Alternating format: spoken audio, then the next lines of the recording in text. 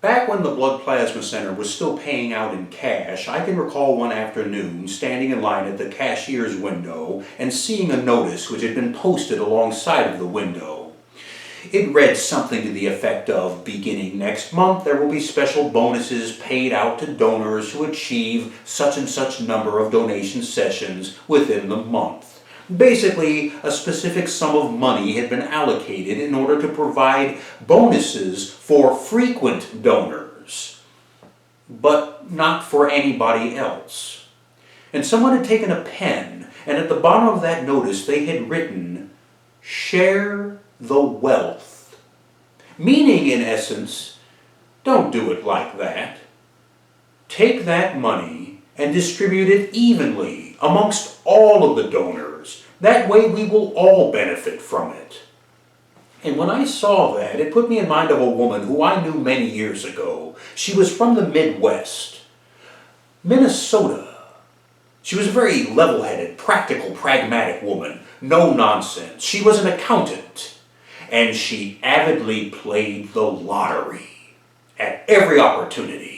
Powerball, Megabucks, I honestly don't even remember what it was called. It's been too many years. But she played the lottery every chance she got. And she had one ongoing standard complaint about the design, about the structure of the lottery payout. You see, even back then, the lottery would achieve jackpots in excess of $30 million, $100 million, $250 million per winning ticket. Gargantuan, outlandish sums.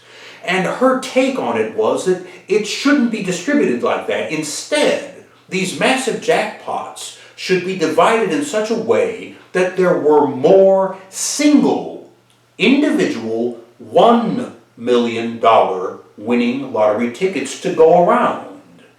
For instance, if the jackpot were, say, $30 million, one person would win it and be $30 million richer. To follow her way of thinking, 30 individuals, perhaps 30 households, would win $1 million and be $1 million ahead of everything that perhaps was plaguing them.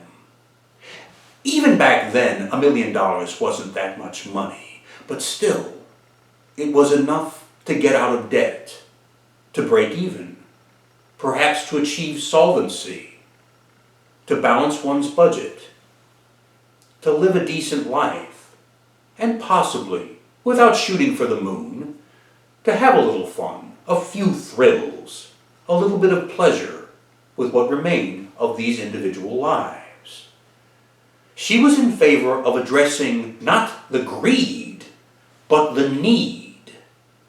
Because you see, it's been statistically proven that the lottery, out of everyone else out there, the ones who are affected the most by it are the middle class and the lower income folks. People who deal with poverty, people who are struggling. This puts me in mind of the Blood Plasma Center again, and another notice which was posted alongside of that payout window that I happen to recall seeing. It read something to the effect of, beginning next month, we will be reducing our payout fees. We will be lowering them, and from this point forward, we will only be paying you X amount of dollars per session. And someone had taken a pen, and at the bottom of that notice, they had written, "Exploit the poor." Share the wealth, exploit the poor. As I say, it has been established that the lottery does the latter, but it is within the scope and power of the Lottery Commission to do the former as well.